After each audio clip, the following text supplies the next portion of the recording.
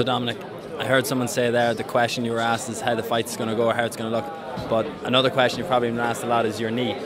Is it playing in your head in any way? Obviously you're medically cleared, but do you think when you get into the cage again for the first time, it is going to stick in your head a little bit?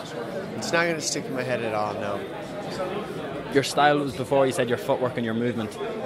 Have you found that you've had to alter your style in any way in training, whether it's of a repercussion from your injury or whether it's I don't want the same thing to happen again? I don't think about my knee at all, man. And if it's changed my style at all, it's been that I'm probably heavier in one stance more than the other. If anything, it forced me to evolve more in my fight game because I couldn't use one leg as much as the other for such a long period of time that it changed my game. But now, I'm just as good as I always was. I saw something interesting on Twitter today that since you last fought, the UFC signed with Fox. So if a fan theoretically started watching the UFC from Fox, they would only know you as an analyst. Do you think that may make you more popular in the long term? I don't know. That's a good question. Because people are going to see you on TV, they're going to see you as Dominick Cruz. Maybe they didn't even know you were a fighter. Well, obviously they would, but now they're going to see it. It worked for Chael Sonnen. It worked for Daniel Cormier. Daniel Cormier is one of those guys that's still fighting and does a great job on the desk. So, yeah, I can't see how it's going to hurt. Exactly. And from that, to MMA fans and purists, your style is one of the most exciting. But a lot of decisions on your record in the past, these theoretical new fans, they tune in if they see Dominick Cruz's footwork and great movement and his striking, but they mightn't see a finish, it might turn them off. Is there any pressure on you maybe to get a finish, to say, look, I'm back, I was never gone, get me that title shot ASAP?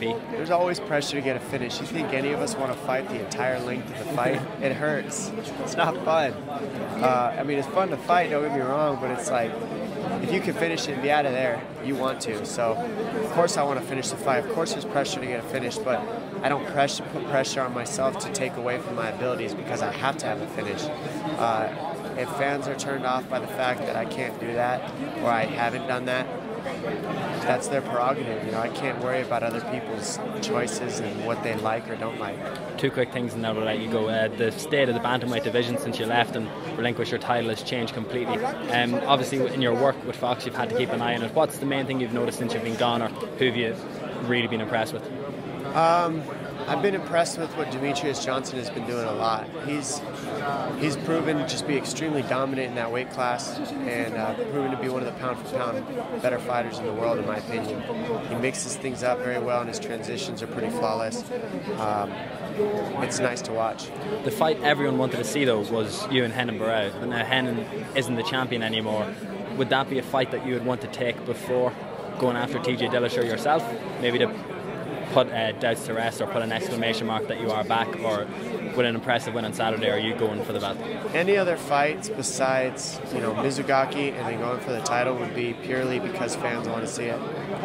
I want the title. That's why you're in this sport. So I want to fight Mizugaki, and that would get me one step closer to my ultimate goal, which is having the title. So that's where I'm at.